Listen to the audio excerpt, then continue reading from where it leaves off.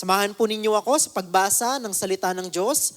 Titus chapter 2 verses 6 to 8. Hindi na po ninyo kailangang tumayo, pero samahan po ninyo ako as we read together the Word of God. I will be reading po from the Holman Christian Standard Bible.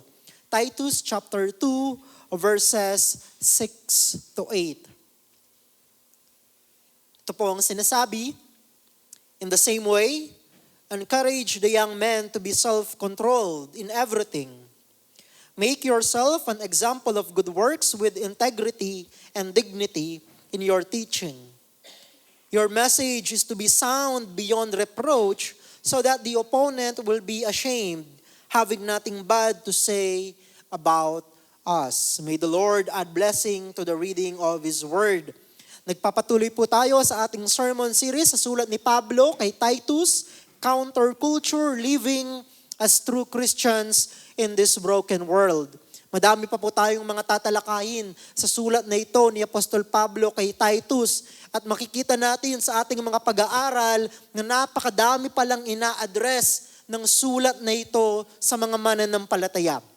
Bagamat ang sulat na ito was primarily written for a pastor, pero makikita natin na kinakausap at ina-address ng sulat na ito ang lahat ng mga pangangailangan, lahat ng mga aspeto ng buhay ng bawat mananampalataya sa loob ng simbahan. At sa mga susunod nating pagtalakay, makikita natin na iha-highlight ni Pablo ang grace ng Panginoon sa ating kaligtasan. Once again, the Apostle Paul will remind us of the wonderful grace of God in salvation. At kung paanong yung biyaya na yon na nagligtas sa atin is the same grace that will transform us. Kaya napakaganda ng sulat po na ito. And I hope na even sa atin pong mga bahay, you will make it a habit na basahin ng paulit-ulit itong sulat na ito ni Apostol Pablo. At ngayong umaga, ang pamagat po ng ating sermon ay Pattern of Integrity, Setting the Standard when Nobody Does. Mula po sa Titus chapter 2 verses 6 to 8. Alam niyo po mga kapatid, our conduct as Christian believers is an important component for the defense and confirmation of the gospel. Sa larangan po ng theology, meron po tayong tinatawag na apologetics. Ang ibig lamang pong sabihin nun is the defense of the faith. Yan po ay isang disiplina in the Christian ministry, in theology na kung saan binibigay nito ang mga argumento upang patunayan na meron ngang historical basis and reliability ang ating pananampalataya. Ibig sabihin, the discipline of apologetics is our defense of the gospel. Paano natin ito ipagtanggol laban sa mga skeptic, laban sa mga atheists, laban sa mga hindi mananampalataya na ayaw maniwala dito. That is a good and necessary ministry, yung ministry or discipline of apologetics. Pero isang bahagi lamang po yon ng ating pagdepensa sa Ebanghelyo. Kung mapapansin po ninyo sa sulat ni Pablo, isang aspeto din ang binibigyan niya ng diin kung paano natin bigyan ng depensa o ipaglaban ang katotohanan ng Ebanghelyo. And that is through our conduct as believers. Sinabi ni Pablo, even sa ating mga nakaraang sermon, na ang mga mananampalataya ay dapat ganito ang maging pag-uugali. Specifically sa mga batang babae, mga nakatatandang babae, mga nakatatandang lalaki, at ngayon naman, mga batang kalalakihan. At laging iisa ang dahilan na ibinibigay ni Pablo kung bakit ganito dapat ang maging aksyon, pamumuhay o pag-uugali ng mga mananampalataya. So that the Word of God will not be slandered. So mga kapatid, ang buhay mo na binabago ni Kristo, ang buhay mo na nagpapasakop sa salita ng Diyos, nagpapakontrol sa banal na Espiritu, ay bahagi ng ating pagdepensa sa ating pananampalataya. Because when people see your lives being transformed by the Word of God, your thinking being shaped by the Word of God, makikita ng mga tao na tunay nga, makapangyarihan nga, totoo nga ang pananampalataya ng mga taong ito. Our transformed behavior verifies the saving and transforming power of the gospel in people's lives.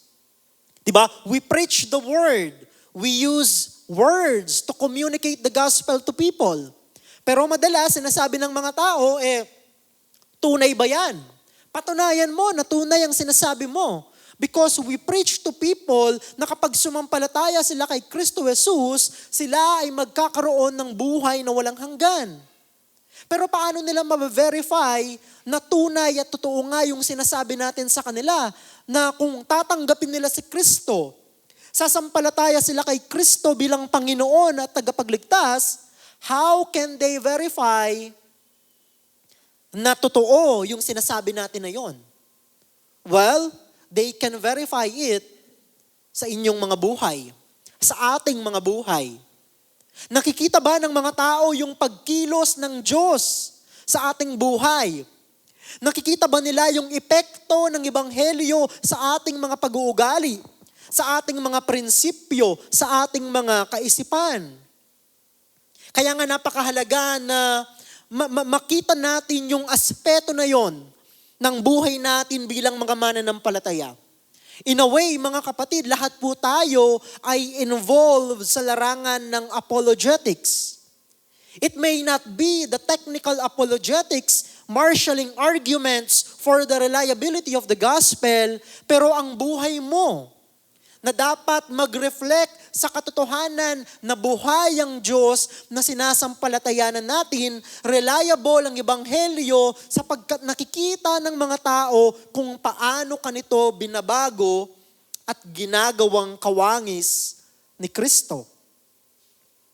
You know what? After exhorting the older men, the older women, and the younger women, Paul now turns his attention to the younger men and to Titus himself. Next Sunday, ang i-address naman niya yung mga alipin. So, ibig sabihin, kinover lahat ni Pablo ang lahat ng uri ng mga tao sa simbahan. Yung mga matatandang lalaki, mga matatandang babae, mga batang babae at mga batang kalalakihan, at yung mga alipin. Lahat ng mga uri ng miyembro sa loob ng simbahan, merong sinasabi si Apostol Pablo. At sa mga talata po na to, inaddress din po niya mismong si Titus.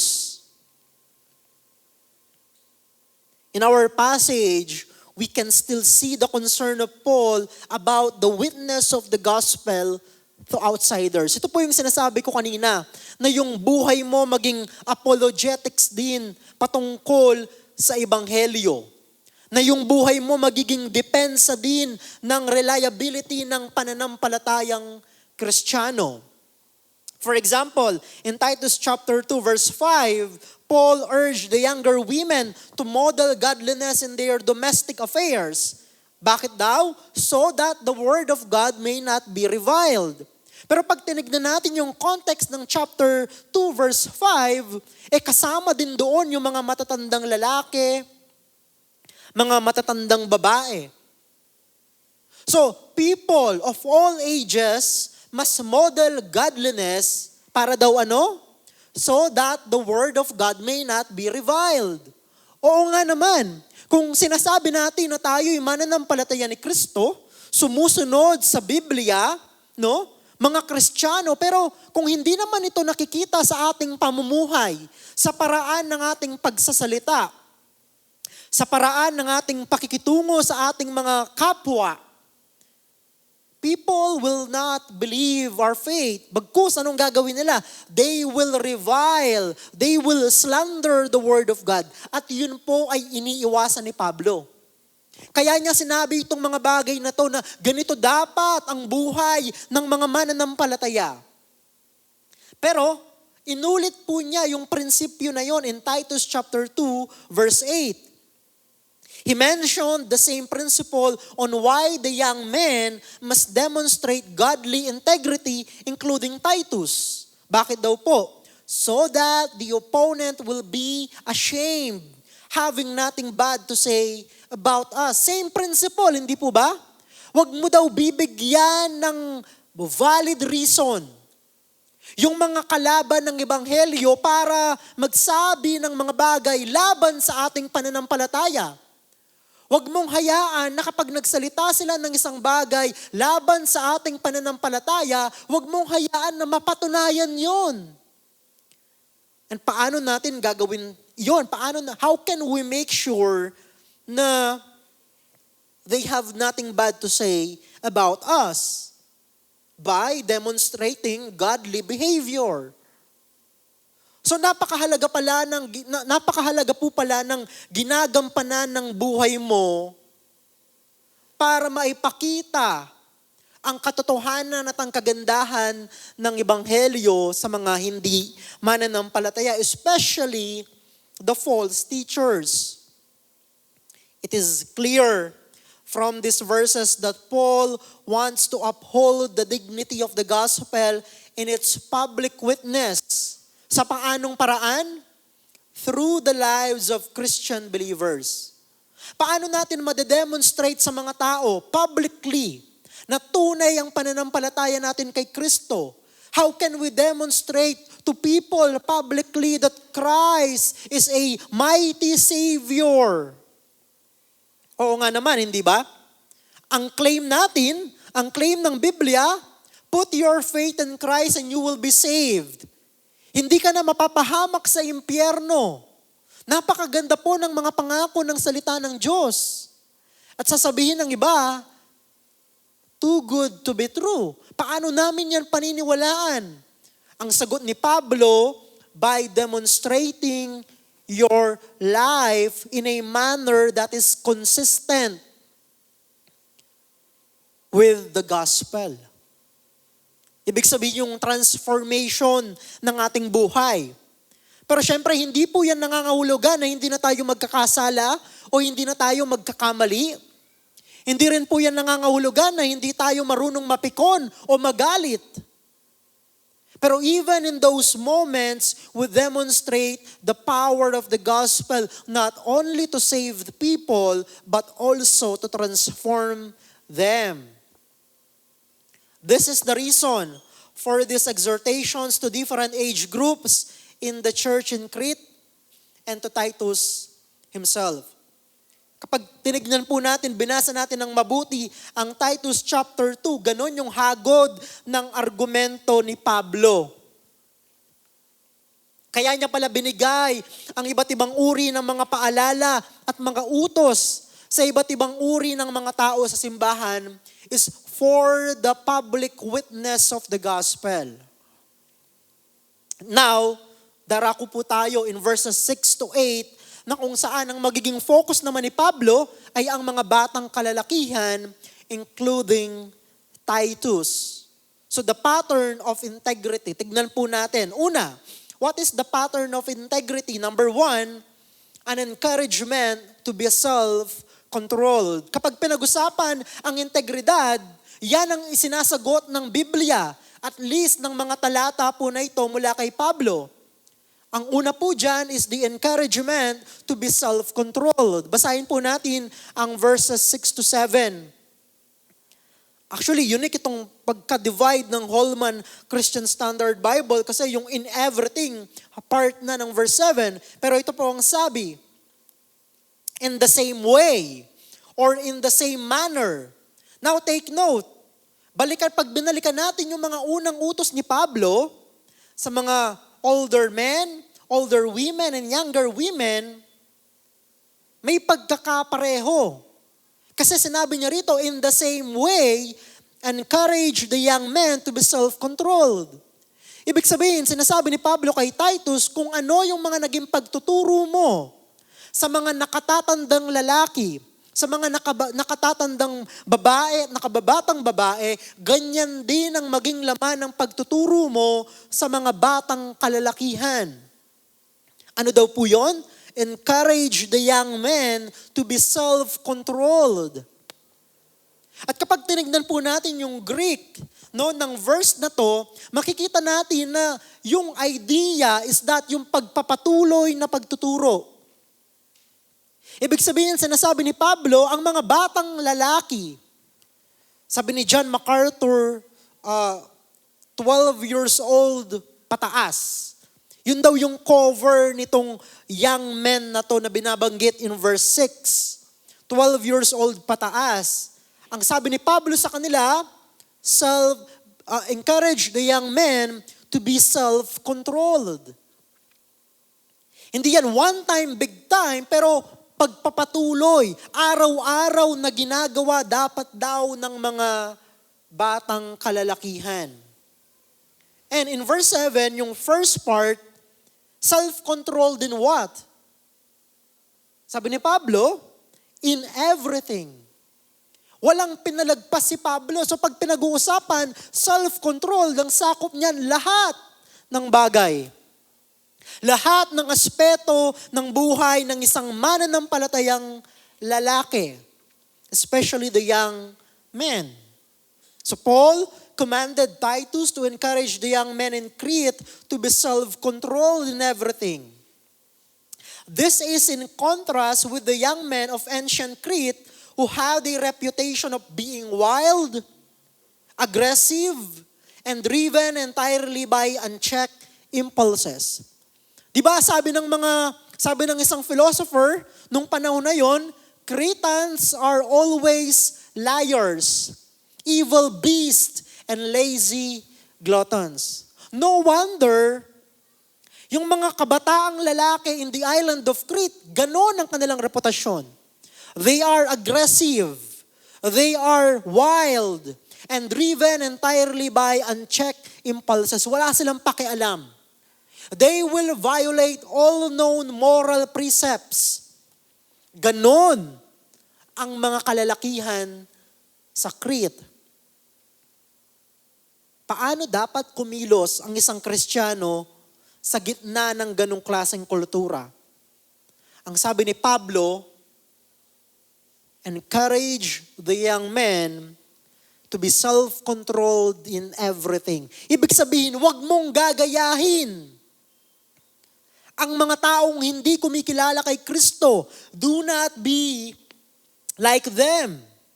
Young Christian men and all believers must exercise self-control. So wag natin iisipin na hindi naman ako batang lalaki. Babae ako, matanda na akong lalaki. So siguro, hindi para sa akin yan. Hindi para sa akin ang utos ni Pablo na yan. Hindi po. Kasi lahat tayo nangangailangan ng self-control. Yun nga lang, mas matindi kasi yung pangangailangan ng mga kabataang lalaki because of their youth. Diba? Madalas, bara-bara sila sa kanilang buhay. Madami silang gustong itry na mga bagay kahit na yung mga bagay na labag sa batas o kaya naman labag sa salita ng Diyos. Kaya sabi ni Pablo sa kanila, sabi ni Pablo kay Titus, encourage them to be self-controlled in everything. Ano po ba ang ibig sabihin yan? So tayong lahat ng mga mananampalataya, inuutusan ng salita ng Diyos na kontrolin ang ating sarili. Hindi sa pamamagitan ng ating sariling kakayahan o kagustuhan. It means that believers must be under the control of the Holy Spirit and not by our carnal impulses. Whether we like it or not, mga kapatid, somebody out there will control us. Either the Holy Spirit or your flesh or the world or the devil. Bagamat sinasabi ng iba, no one can control me, pero that is naive. Bakit? Kasi yung ating nature bilang mga tao, according to Scripture, ay alipin ng kasalanan. In fact, we are dead in sin and in trespasses. So we are under the dominion of darkness. We are under the control of Satan. Ngayon, na mananampalataya ka na, sabi ni Pablo, nandyan pa rin yung laman mo, hindi ba? Bagamat meron ka ng bagong kalikasan nung sumampalataya ka kay Kristo, pero you are still in your flesh, therefore, nandun pa din yung struggle. So, wag mong hahayaan na ang laman mo ang mag-control sa'yo. It must be the Holy Spirit through the ministry of the Word of God, through the ministry of the Scripture. So lahat ng mga mananampalataya ay dapat i-exercise ang kanilang self-control by being under the influence and the control of the Holy Spirit. The young men must be guided thoroughly by the instructions of the Scriptures, not by the culture around them. Whether we like it or not, meron tayong mga prinsipyo na paniniwalaan. Meron tayong mga batas na susundin. The question is, anong klaseng prinsipyo yan? Anong klaseng batas yan? Will it be the principles of the Scripture? Will it be the laws of God? Or the laws of darkness and the ungodly culture around us? So nandun pa rin mga kapatid yung temptation. Bilang mga mananampalataya, kasi nga nandito pa tayo sa mundong ito. Pero we must resist that. Kaya nga kinakailangang i-exercise natin ang self-control, especially the young men. We must be guided by the Scripture. At para kay Titus, na apostolic representative, it is the duty of Titus and all Christian leaders, tayo pong lahat, to make sure that young men and all believers behave in a manner that is worthy of our faith in Jesus Christ. So, nandun yung prinsipyo ng accountability. But the primary responsibility ay nasa mga pastor at nasa mga leader ng simbahan. Kaya nga patuloy po yung ating encouragement na dapat ang ating pamumuhay ay pamumuhay na consistent sa Ebanghelyo. Bagamat sinasabi po ng iba na live the gospel, live the gospel. You know what? That is not true. Kasi tignan po ninyo, kung totoo na you can live the gospel, paano pag nag-fail ka? Ibig bang sabihin, nag-fail din ang gospel?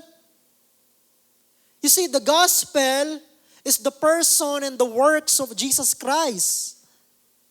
And we cannot live the life that Jesus lived. Mafu-frustrate lang tayo kasi He is so perfect. So anong dapat gawin natin? Huwag na tayong magsikap na mamuhay na nakarapat-dapat sa Ebanghelyo. Pero yun nga po yung tamang pagsabi doon. We must live our lives worthy of the gospel.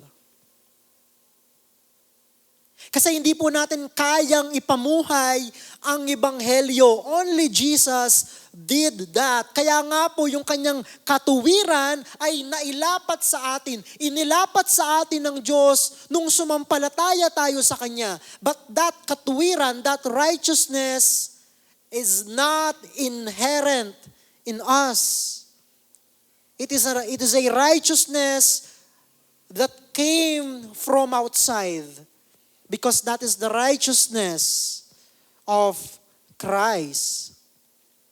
So anong trabaho ni Titus? Anong trabaho ng mga mananampalataya?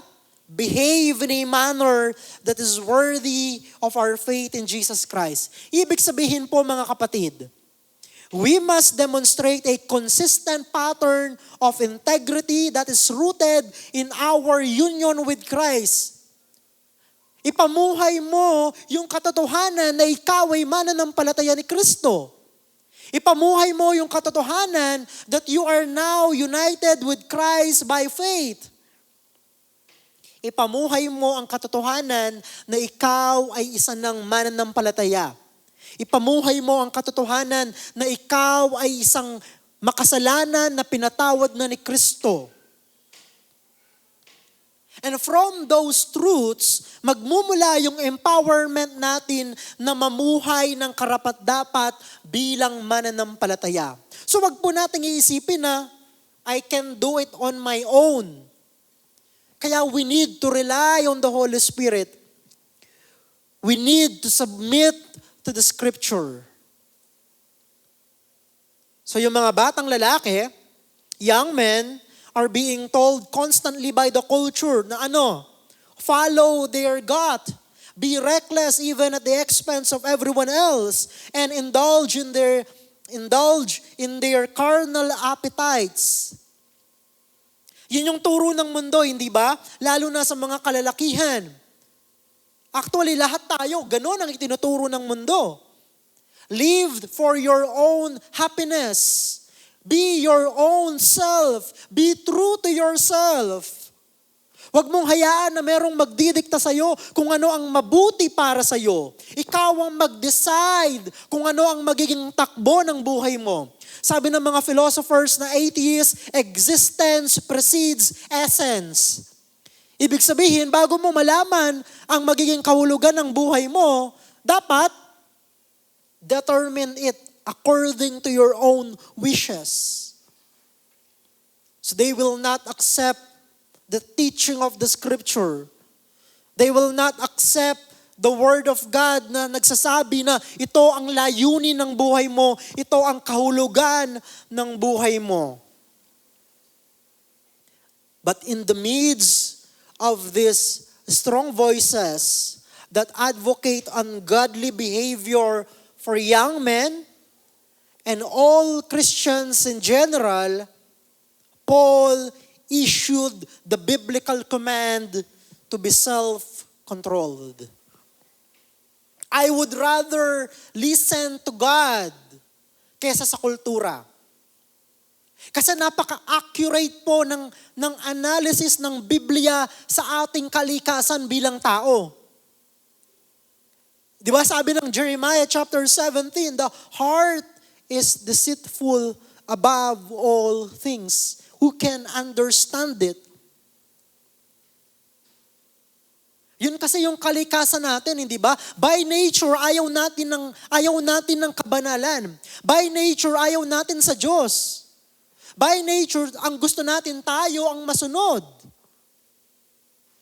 And it is only by the grace of God na nagkaroon tayo ng bagong buhay at bagong pananaw. But nonetheless, habang nandito tayo sa mundong ito, nagpapatuloy yung ating pakikipaglaban sa kasalanan, sa laman, at sa dyablo. Kaya nga sabi ni Pablo, encourage the young men to be self-controlled in everything.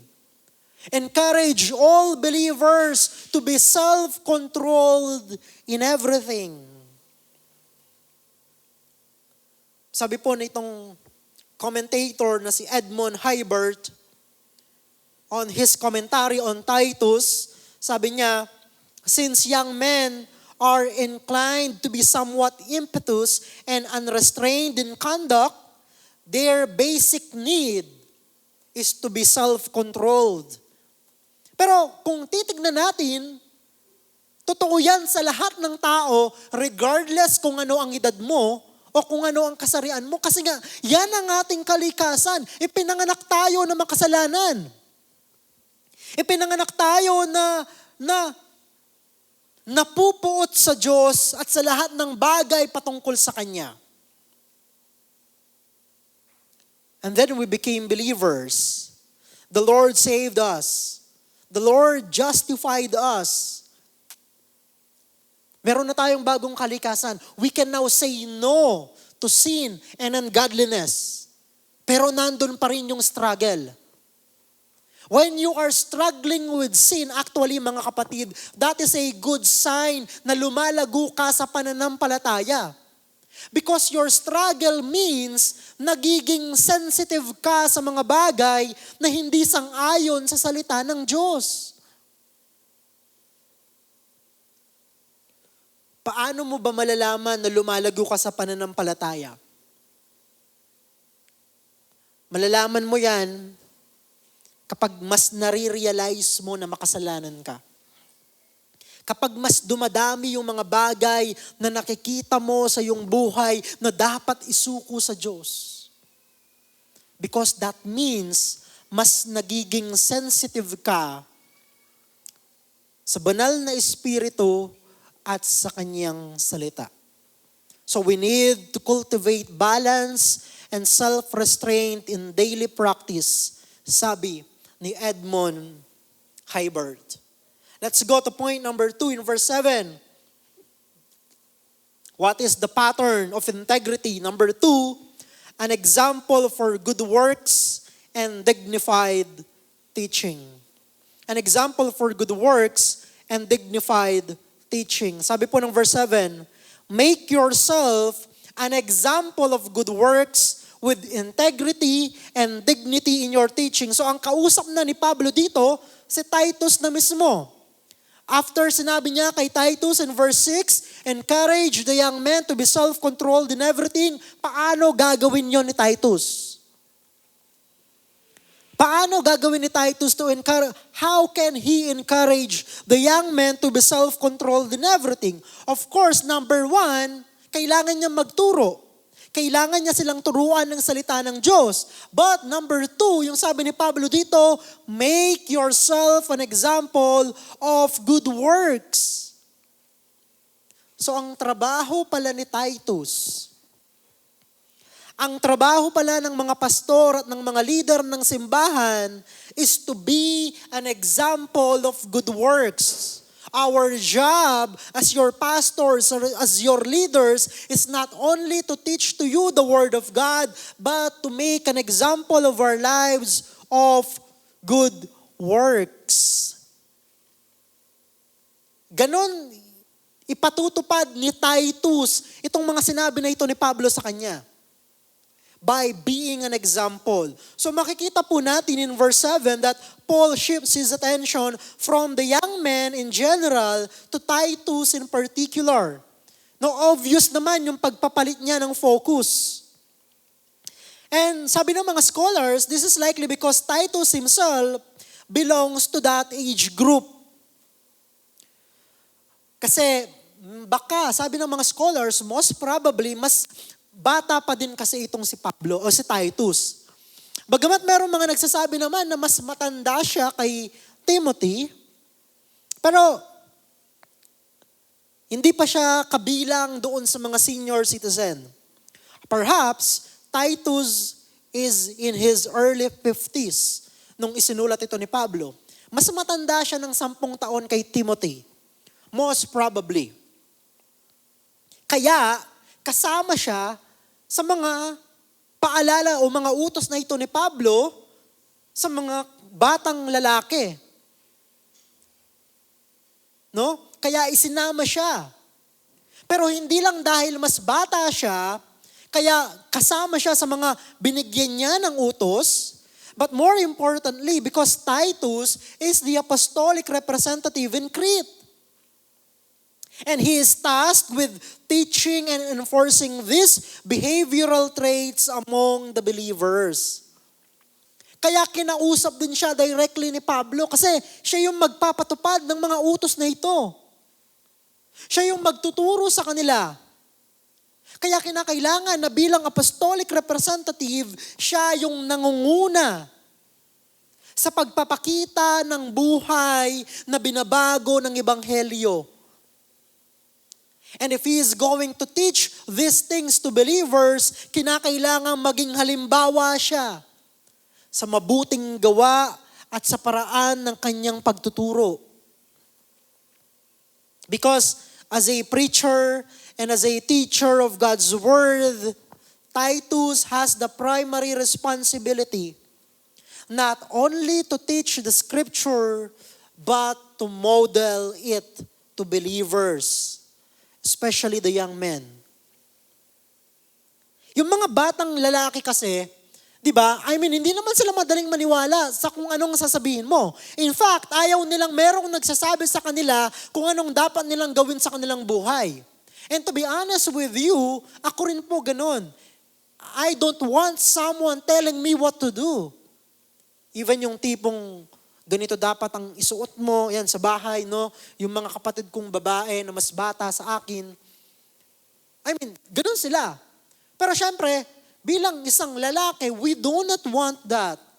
We do not want people telling us what to do. So anong gagawin ni Titus?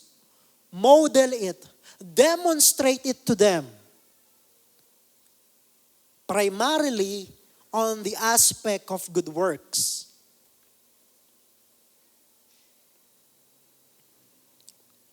If Titus wants the young men in Crete to be different in their behavior, he must be their example. So kinakailangan si Titus, ipakita din niya yung self-control. Especially kapag kaharap niya yung mga false teachers na madaling mawalan ng self-control kapag ang kaharap mo, itong mga false teachers na to. Madaling magalit kapag sila yung kausap mo. Pero Titus was not given that option. Ang sabi lang ni Pablo sa kanya, make yourself an example of good works. Para nang sa ganon, kapag itinuturo mo ang salita ng Diyos, coupled with your behavior, your good works, mapapahiya itong mga false teachers na to. Mapapahiya itong mga taong nagsasabi na hindi tunay ang pananampalatayang Kristiyano. So model it to them, sabi ni Pablo sa kanya. And alam niyo po mga kapatid, a Christian leader, whether a pastor, elder, or a deacon, must be the first to demonstrate the transforming effects of the gospel in their lives. Pastor, hindi naman ako elder, hindi naman ako deacon. Yes, that may be true, pero marami po sa atin, we are leaders. Meron sa inyong nagli-lead ng mga discipleship group. Meron sa inyo na nangunguna sa inyong mga tahanan. You are a Christian leader. So sa atin, iniatang ng Diyos yung pangunahing responsibilidad to model godly behavior. Primarily on the aspect of good works. So ibig sabihin pala mga kapatid, kung meron man po na pinakakilala pagdating sa paggawa ng mabuti, it must be the leaders of the church. At pagdating naman sa lipunan, kung merong grupo ng mga tao na kilala bilang sagana sa paggawa ng mabuti sa kanilang kapwa, yon ang mga mananampalataya ni Kristo.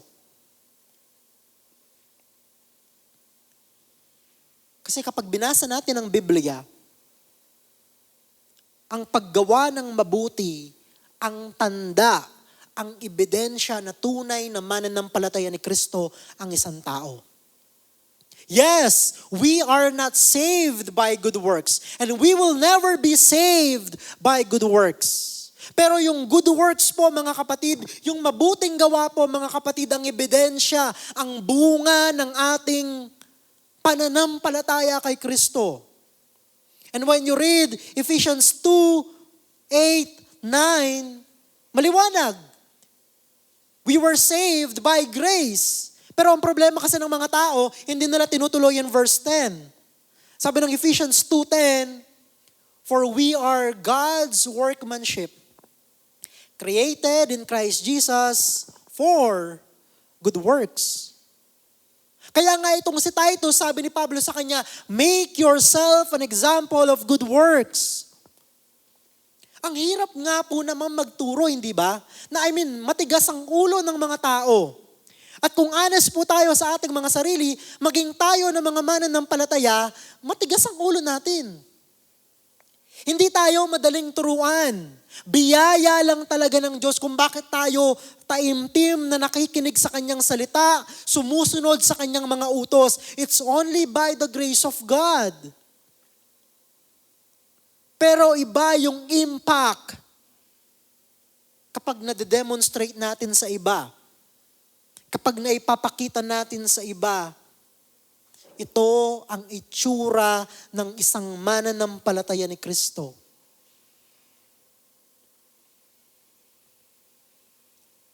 So Titus must make sure that the Word of God, the gospel, is free from the slanders of unbelievers and false teachers.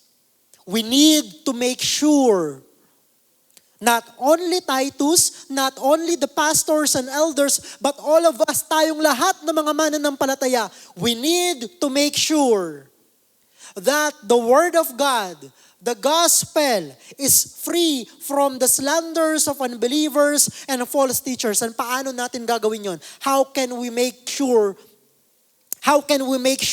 that the gospel will be free from slanders and false accusations? 2 words. 3 words pala. By good works. By good works.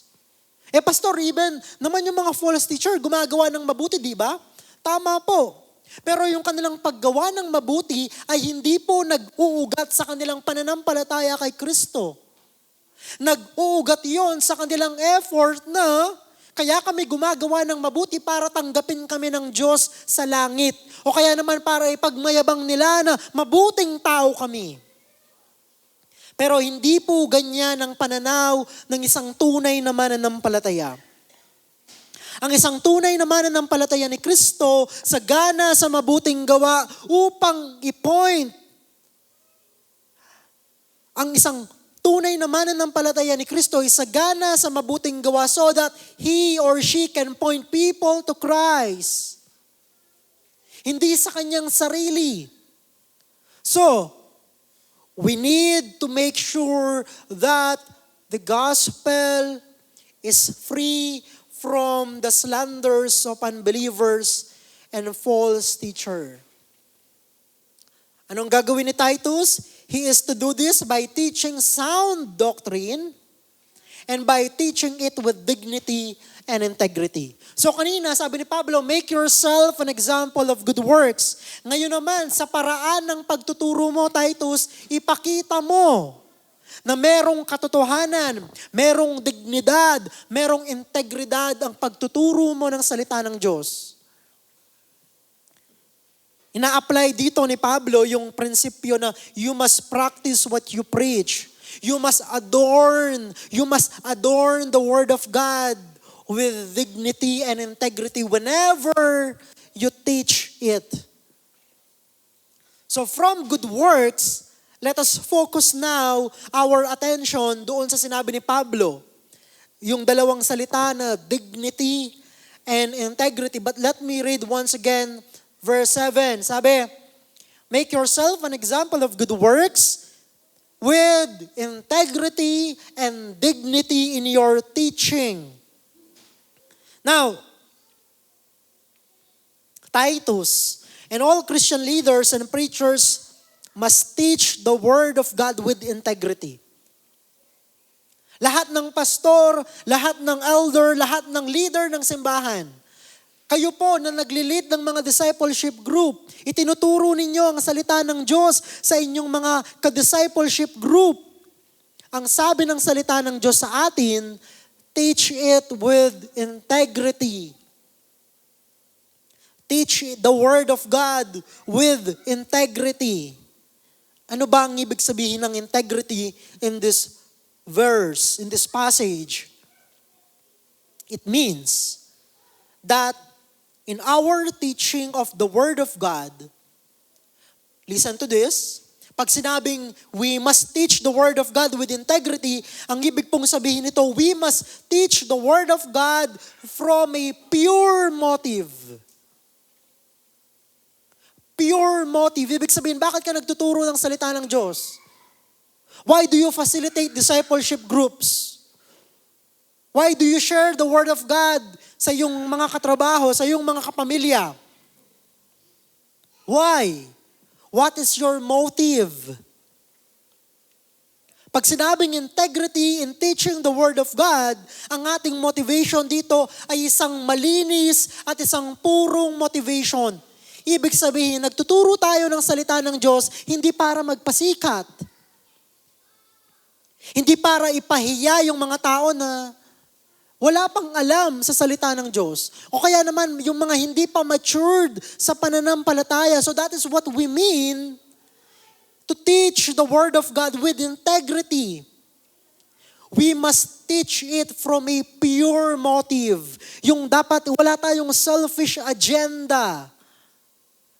Sa mga pastor na nagtuturo ng salita ng Diyos, dapat our motives must be of that out of love for the Lord and out of love for people. Hindi yung kasi meron kaming gustong matanggap, kaya namin tinuturo ang salita ng Diyos.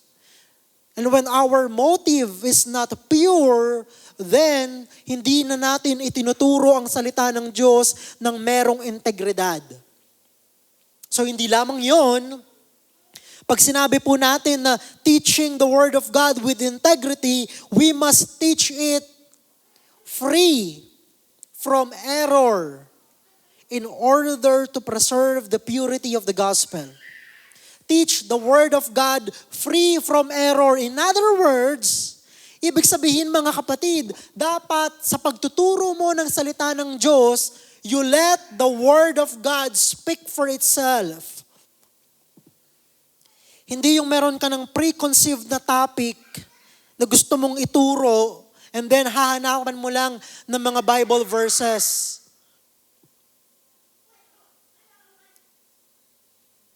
Para lang maipakita mo na mula yan sa Bible. No, we must allow the text. Ito po. This is not true only of preachers tulad po ng inyong lingkod, pero lahat tayo na nagtuturo ng salita ng Diyos.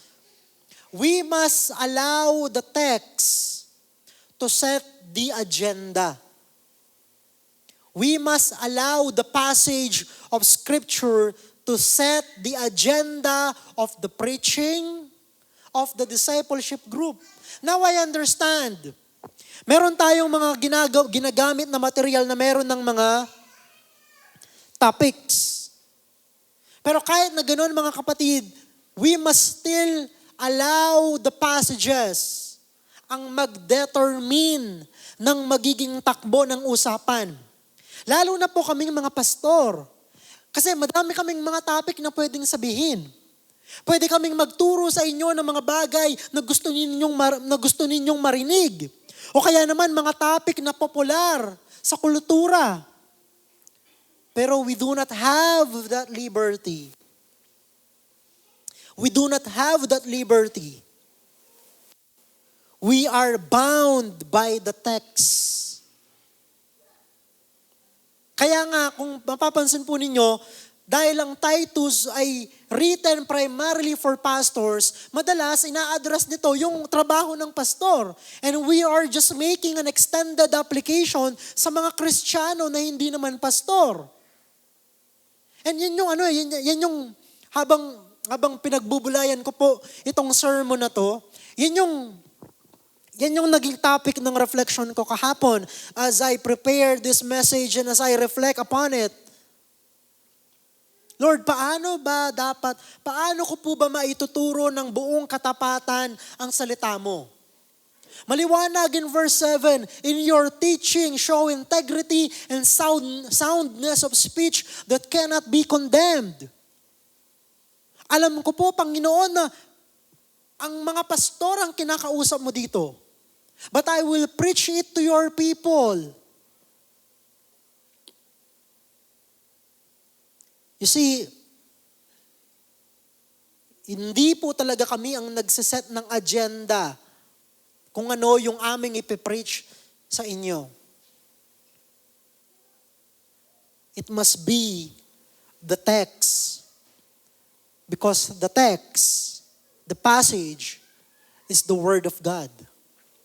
So when we allow the Word of God, when we allow the Scripture to set the agenda of the preaching, doon natin malalaman na ang Diyos nga ang nagsasalita sa atin at hindi yung opinion ng pastor. That is what we mean to teach the Word of God with integrity, free from error, in order to preserve the purity of the gospel. Kaya nga po, bagamat meron na tayong mga series, no? Kapag meron na tayong mga series, syempre, gawa na yan. Title of the message and the text, nandun na lahat. Ang inyong lingkod, ang ginagawa po niya, hindi ko tinitignan yung title. I go directly to the text. And kasi I don't want the title na yun yung primarily magdidikta. Bagamat yung title po ay hango din naman sa passage. Ang point ko lang ay must make sure na yung tatakbuhin ng sermon ay yung flow of thought ng author ng mga passages na to. And kasi why is that? Kasi nga po, we are bounded by the text. We do not have the liberty na magsalita na wala sa teksto at yun po'y pagsisikap na ginagawa ng inyong mga lingkod. Iyan ba'y perfect? Of course not. Pero lahat po kasi tayo ay merong pagkatawag mula sa Diyos to make sure that what we say to people is actually the Word of God. So, pastors and elders must also teach with dignity. So, yun ang ibig sabihin ng teaching with integrity. Teaching the Word of God from a pure motive, free from error. So, yun po yung ibig sabihin natin by teaching with integrity. Now, ano naman ang ibig nating sabihin na teaching the Word of God with dignity? Sabi yan ni Pablo in verse 7, now the word translated as dignity in verse 7 appears only 3 times. Sa buong New Testament, 3 times lamang pong ginamit ni Pablo yung Greek word na yon, translated as dignity. At alam niyo po ba, lahat ng yon, ginamit niya sa mga pastoral epistles. So in the New Testament, again, this is just a review. Pag sinabi po nating pastoral epistles, ang ating tinutukoy ay ang 1 and 2 Timothy and Titus. 3 pastoral epistles in the New Testament. At yung word na translated as dignity, 3 times, it was only used 3 times by Paul in all of the New Testament at lahat ng yon in the pastoral epistles. If that is the case, ibig sabihin, merong nais iparating si Pablo sa mga mambabasa. At sa pagkakalatag ng Biblia, kung we have 3 letters addressed to pastors, and the word dignity was only used in these 3 letters in all of the New Testament. Ibig sabihin, big deal sa Diyos yung ministry ng pagtuturo ng salita ng Diyos. Ibig sabihin, mga kapatid, it is central in the life of the church and of believers, the ministry of teaching and preaching. It shows the centrality of dignified teaching and life for those who are called into the pastoral ministry. Now, I'm referring na po sa opisyal na opisina ng pastor sa simbahan.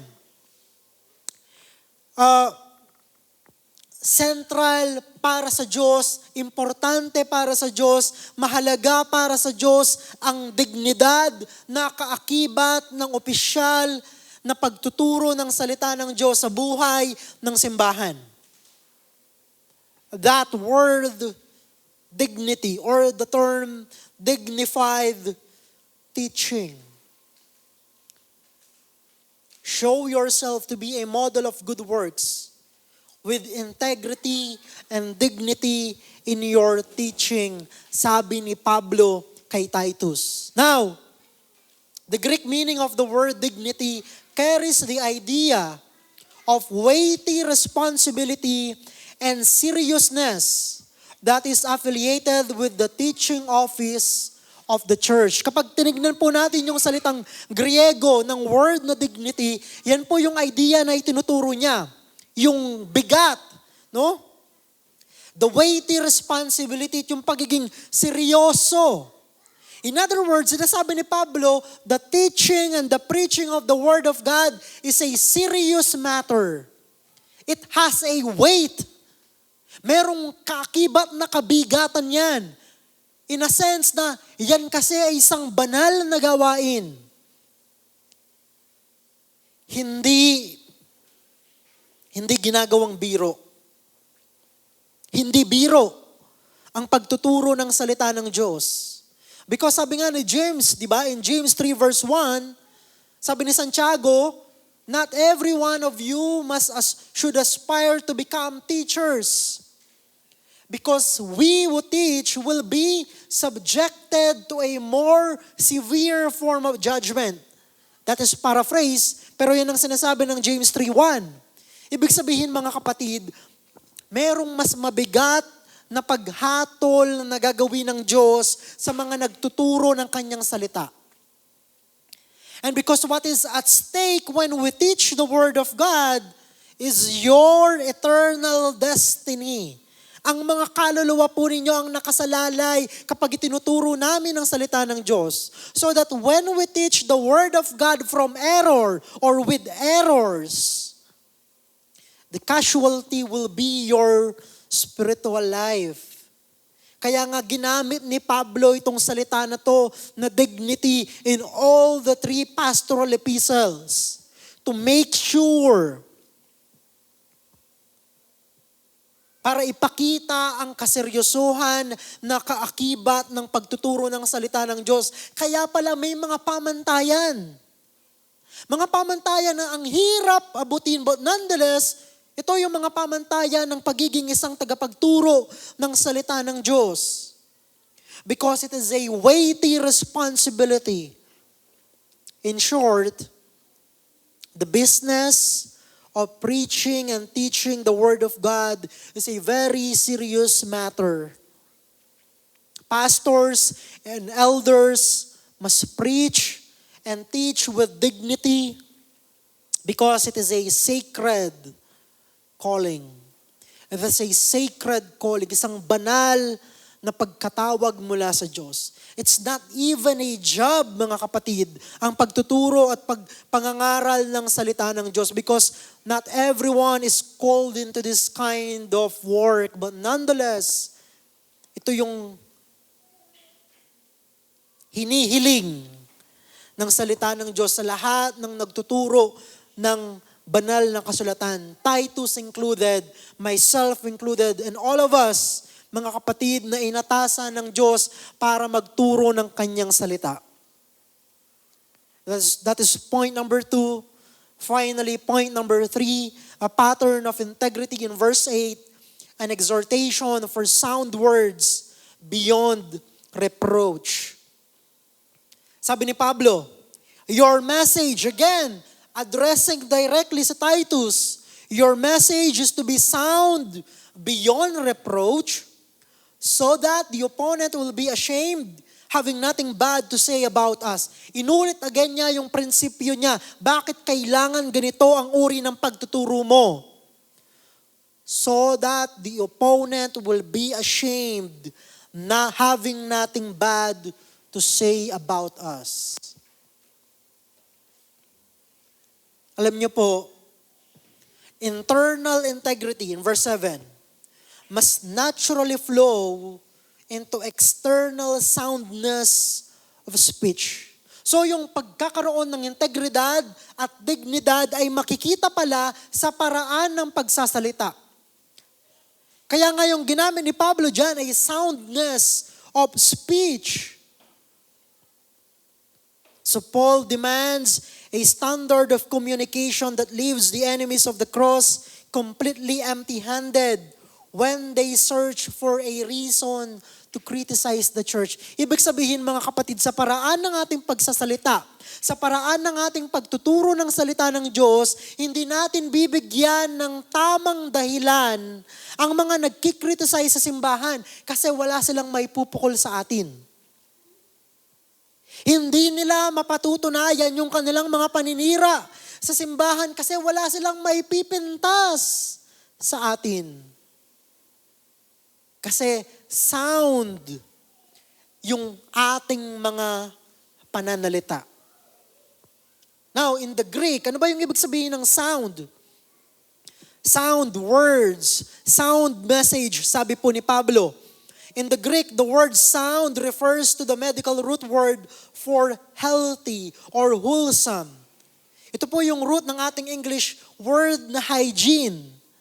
So yung sound in Greek, doon natin nakuha yung salitang hygiene natin. So yun yung ginamit ni Pablo in verse 8. Ibig sabihin, mga kapatid, our communication must be clean. It must be hygienic, life-giving, and free from the disease of deception, malice, or crude joking. Tanong, malinis ba ang mga pananalita mo?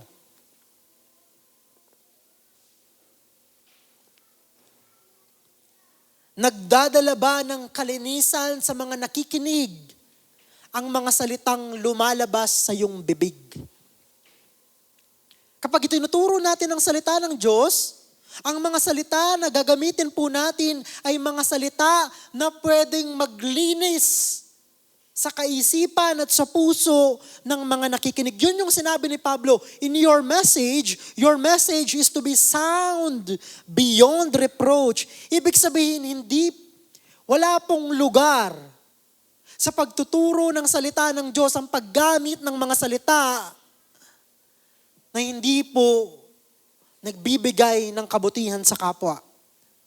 On an extended application, mga kapatid, wala pong lugar sa bokabularyo ng mga mananampalataya ang mga pananalitang nakakadumi sa mga nakikinig. Dapat purong malinis na salita ang lumalabas sa bibig ng mga mananampalataya, lalo na yung mga nagtuturo ng salita ng Diyos. Our proclamation of the word must never wound, but bring gospel healing. Now, gusto ko lang pong i-clarify. Kasi sabi dyan, our proclamation of the word must never wound. Pero when we teach the word of God faithfully, it can wound people, but for a good purpose. Ang sinasabi po natin dyan na kailangan nating iwasan, we must not weaponize the Word of God to hurt people. The Word of God will hurt people, that is sure, but we must not weaponize it. But instead, we must preach it so that it will bring healing to people. We are to guard our speech properly, ensuring our words match the sacred weight of the divine truths we speak. Dahil banal ang mga salita ng Diyos sa Biblia, kapag itinuro po natin yan, kapag binuksan natin ang ating mga bibig, dapat consistent sa kalinisan at sa kabanalan ng salita ng Diyos. For all of us and for those who teach the Word of God. In this verse, Paul gave the reason for his exhortation to Titus and the young men, especially when it comes to their speech. Christian believers are to speak sound words in order for the enemy of the gospel to be ashamed. Kapag malinis ang ating mga pananalita, wala pong masasabing masamang bagay laban sa atin ang mga kalaban ng Ebanghelyo at ang mga false teachers. In short, we must not give the unbelievers and false teachers the valid reason to say bad things against the church and the gospel. Magsasalita sila talaga ng mga bagay laban sa atin. Pero wag nating hahayaan na sa kanilang pagsasalita ng mga masamang bagay laban sa atin, we must not give them the valid reason to criticize us. And how do we do that? We do that by giving sound, healthy, hygienic words. So mga kapatid, in closing, the context of our passage is clear. Not giving the enemies of the gospel a valid reason to say things against the church is the reason why Paul gave these exhortations. Nais protektahan ni Pablo ang simbahan laban sa paninira ng mga kaaway ng ebanghelyo. So the opponent will be silenced when the young men are self-controlled. Verse 6, when the elders and other leaders of the church are full of good works and dignified in their teaching. Verse 7, and when our words are healthy and edifying. Verse 8. Anong resulta? The result is effective witness to the truth and power of the gospel to save and to transform people. In our conclusion, if you try to live up to God's high standard by your own willpower, you will fail. Mataas talaga ang hinihiling ng salita ng Diyos. We cannot do it on our own. Pero ito po ang aking encouragement sa inyong lahat. But Christ, we cannot do it. Hindi po natin kayang gawin yan, pero praise God, ginawa ng lahat ni Kristo yan. Sa kanyang perpektong buhay, kamatayan at muling pagkabuhay. That's why we can live the Christian life not by our own willpower, but through Christ who lives in us. Sabi nga ng kanta, hindi ba? Not I, but through Christ in me. He gave us the Holy Spirit and the exact grace we need to stand firm. Therefore, mga kapatid, step out of isolation and into accountability. Focusing always to Christ, our Savior, our Redeemer. Again, it is impossible to live the Christian life, but Christ did everything for us. Therefore, trust and rely on Him. Tayo po'y manalangin. Amang banal, salamat po sa mga salita mo. Mga paalala po sa amin. Encouragement to each and every one of us, Lord. Thank you so much for reminding us. Pinupuri po namin kayo at pinapasalamatan sa mga salita mong ito na amin pong tinanggap. Maging makatotohanan nga po ito sa aming mga buhay as you work in us and through us. All for the glory of your name and for the good of your people. In Christ's name we pray. Amen and amen.